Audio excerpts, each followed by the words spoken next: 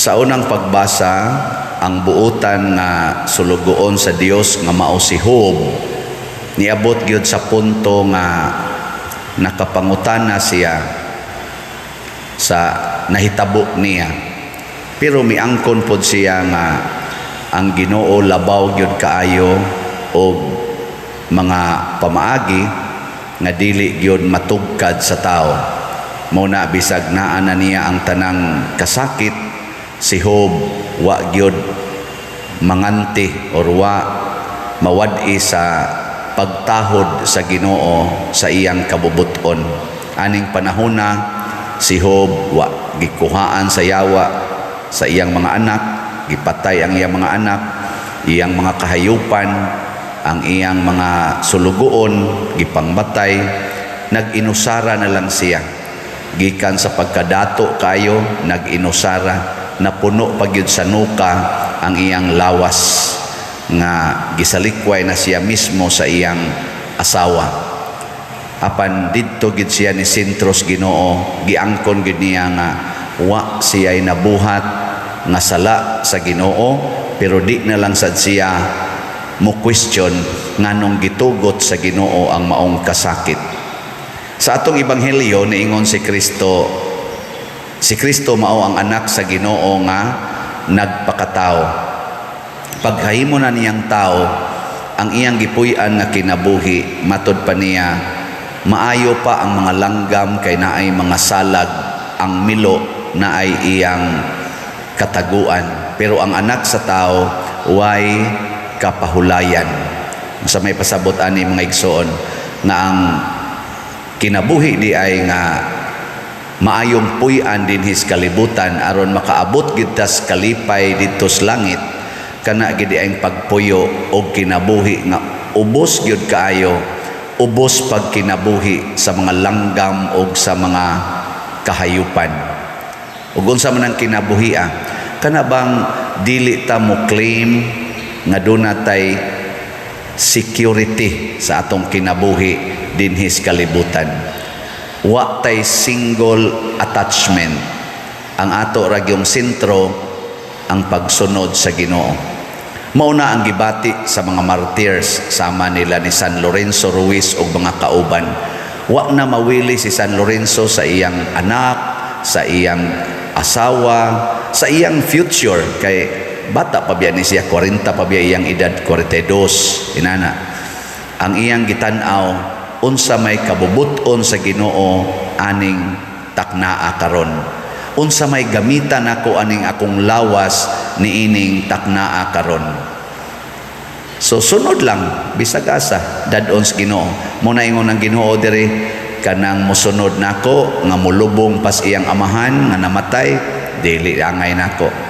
Kanang mosunod nako nga magsigig lingi-lingi, kanang mutan-aw pa sa iyang mga pamilya, di gyapon na angay nako. Kanang inigingos Ginoo sunod-sunod gyud ayon. Nanglitan asawa ka nya imong bana nagbisyo, or bana ka imong asawa nagbisyo, moingon dayon ka, ingon man ang Ginoo nga pasayloon, pero ako sa ning pasayloon mag-anad sad ni siya. Ay nigingon nimo mag-anad ni siya, mura kag nilingi ba. Inigingong pasaylo agi dayon. Inigingos Ginoo pasaylo ag kapito, wa na daghang pangutanang abusaran ko ani, magunsa na lang niya ako. Sige gidayon. Inigingon higugma imong kaaway, wa na daghang tanaw-tanaw nga patyo niya ko, mamatay niya ko ani, higugma agi dayon. Nya unsa man inyo nang buhaton, salamat kaayo. Pananglitan ron moingon ang Ginoo, palit mo slat, palit gidayon. Inigingos Ginoo nga mauning kantidara, mao gidayoy palita. Ay ingka unya ikaugma unsay akong kanon og ipalit ko ni, kun maunay inspirasyon sa Ginoo nimo, buhata gidayon. Una nga dako-dako patag pangitaonon nga slat karon, pero di ta mabalaka kay ngano man naagyod ang inspirasyon sa Ginoo. So gamay lang update ang atong slot nga nahalin sa DOPS as of yesterday niabot na ang atong halin og 6,238 slots, ang atong kuwang 48,762 slots. Murag layo pa ni tan-awon pero di lang ta mabalaka kay na may daghang gidasig sa Ginoo. Sa ato sang Mother Mary's Transforming Love para ni sa pista unya sa atong segunda patron ang Birhen sa Santos nga Rosario karong October 29, special slot ni siya. Ang atong halin niabot na sa 187, 4,813 ang kuwang hangtod ni sa last week sa October ang atong target ni ini. Lipay kay ta nga ni ay namalit. So ato silang pakpakan ang namalit ni ini. Salamat kay Ginoo. Unya kamong tanang namalit dili man tingali mo maayong isulti kay naa mo sa moingon nga basi kuno di malangit. Ako siguro gyud ko kamong tanan nga mo palit na kinasing-kasing gyud ninyong paghatag ani malangit gyud mo. Ngano man mura mo ni sunod ni Kristo nga wa nay kawili.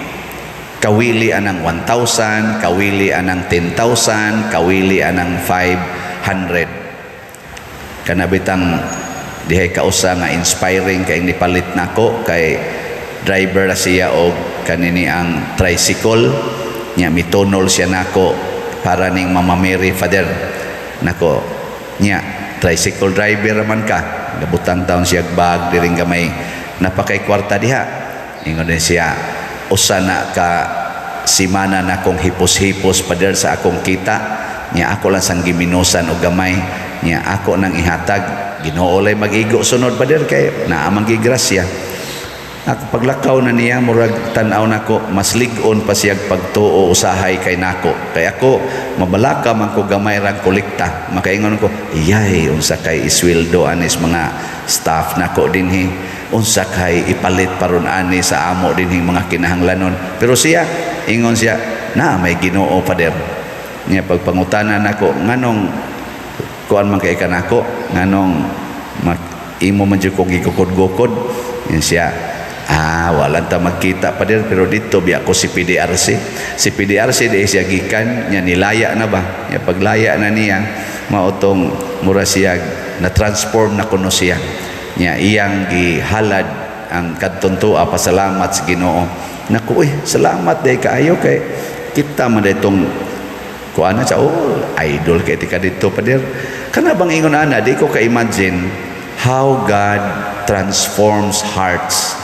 nya wa nay kawili maabot ra gid na natong tanan og ang Ginoo mao ra gyud makahatag ni ana mao na desisyon gid ta nga mosunod sa Ginoo wa nay kabalaka kay ang tanan sad matud pas unang pagbasa hinimo ra sad tanan sa Ginoo ug ang Ginoo nahigugma kaayo kanato labi na gyud kita mosunod kaniya.